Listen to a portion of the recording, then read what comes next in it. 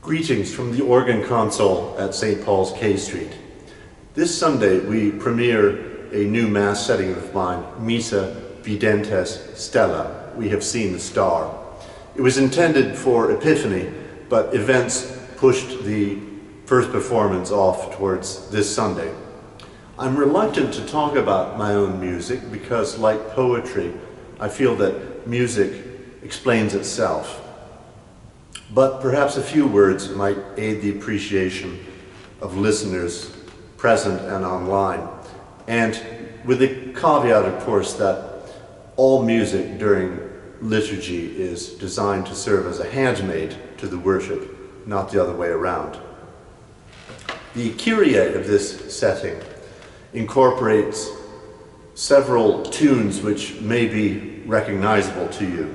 It also incorporates a drone on a very high note throughout the entire piece, which to my mind represents the star guiding the wise men.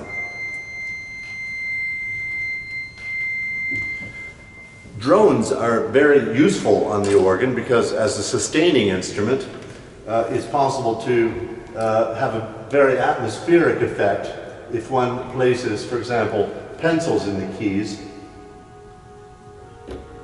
It's having an extra hand, as it were, which then allows us, with the other 10 fingers and 2 feet, to do something contrasting.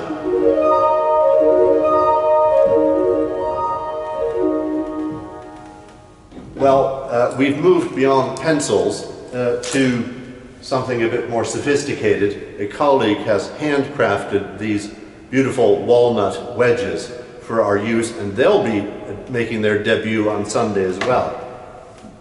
The Kyrie begins with an exotic solo on the corno di bassetto stop, and then the 3 wise men appear in camel-like music.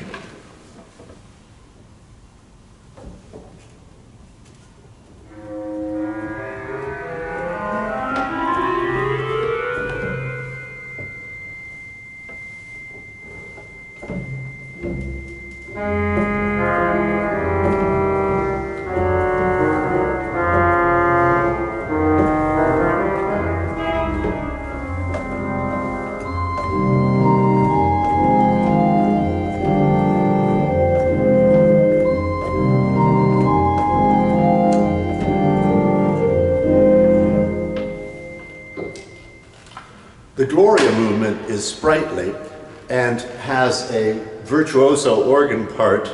Perhaps I was thinking of some of our very gifted assistant organists and organ scholars. It has a buried melody, "What Child Is This?" But it also has another melody. Let's see if you can spot it.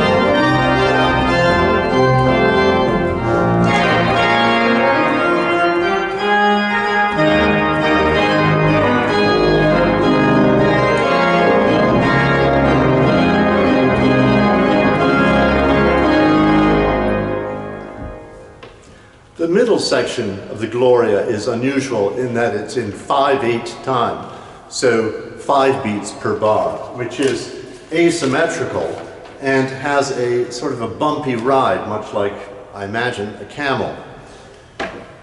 The pedal stop appears also, the trombone in the pedal, and it has a slightly flatulent effect.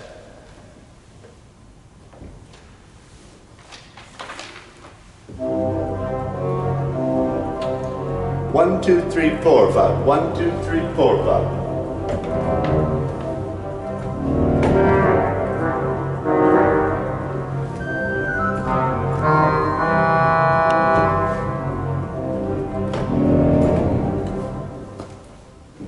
The final section of the Gloria, like so many settings, returns to the opening idea.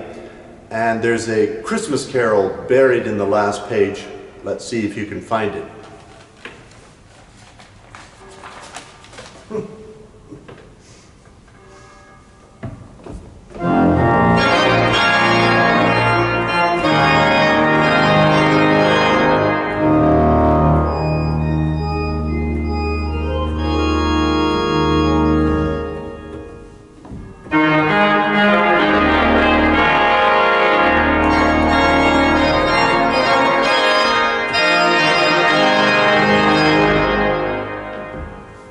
The Sanctus, by way of contrast, is slow and solemn and serene.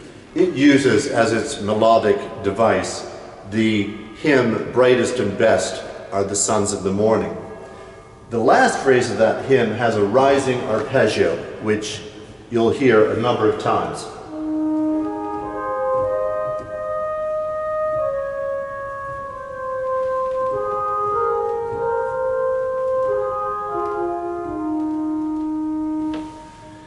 The Benedictus movement is slightly naughty.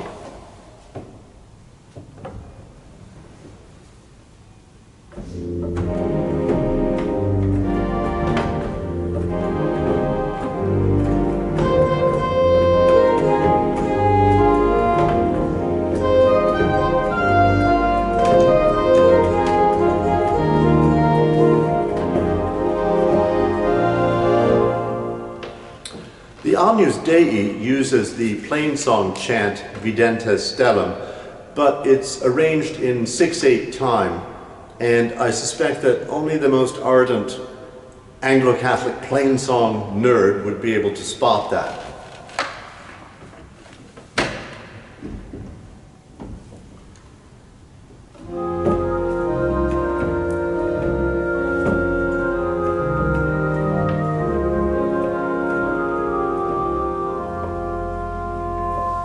The final petition of the Agnus Dei transfers that melody into the major mode, and the Dona Nobis section, which closes the piece, makes a reference to one of my desert island pieces, the opening movement of Bach's St. Matthew Passion.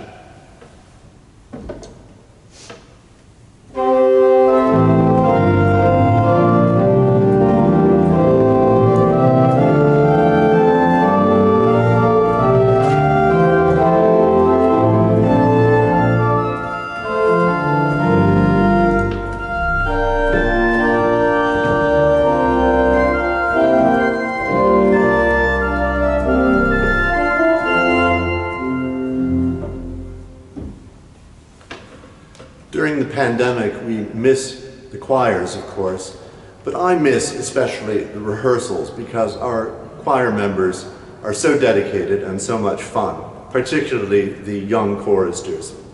But during the pandemic, I've had time to put onto paper some pieces which will be heard in upcoming months. Those include several anthems, 2 settings of the evening service, 2 choral mass settings, a setting of the O antiphons for Advent, and a setting of the evensong responses for choir and congregation. Thank you very much for watching. We look forward to you joining us this Sunday.